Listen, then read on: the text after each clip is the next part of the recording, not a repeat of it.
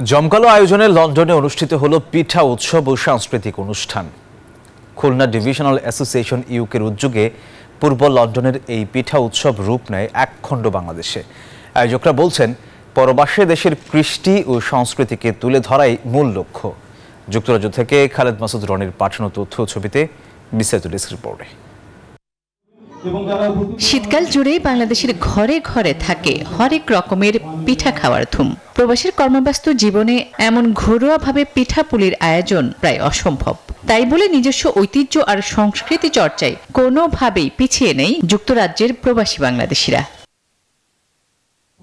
Khulna divisional association ইউকের উদ্যোগে পূর্ব লন্ডনে জমকালো আয়োজনে অনুষ্ঠিত হয় পিঠা উৎসব। সেখানে দেখা মেলে নানান দেশীয় সুস্বাদু পিঠার পসরা। পিঠার উৎসব যেন পরিণত হয় একখণ্ড বাংলাদেশে।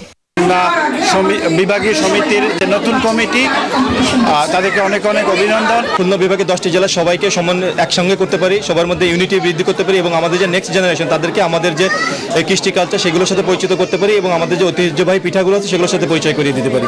আজকের এই খুলনা বিভাগীয় সমিতির আয়োজনে পিঠা উৎসবে এসে অত্যন্ত আনন্দিত এবং এই উৎসবের শুভকামনা আশা করতেছি। এই বছর এত সুন্দর করে প্রোগ্রামটা হলো, জাস্ট গত বছর থেকেও আজকে এবার হলো আমাদের খুলনাবাসীরা অনেক সুন্দর এনজয় করছে। সবাইকে অসংখ্য ধন্যবাদ। আজকের এই অনুষ্ঠানে আপনাদের উপস্থিতি আমাদেরকে সত্যি অনেক সহযোগিতা করেছে। প্রতিটি পিঠা এবং আমাদের যে কৃষ্টি কালচার এটাকে উৎসাহিত করার জন্য এবং এই লন্ডনের বুকে এটাকে আরো প্রসারিত করার জন্য ধন্যবাদ সবাইকে। সভাপতি নাহিদ নেওয়াজ রানার সভাপতিত্বে এতে প্রধান অতিথি ছিলেন barking and ডেগেনহ্যামের mayor Moin Qadri.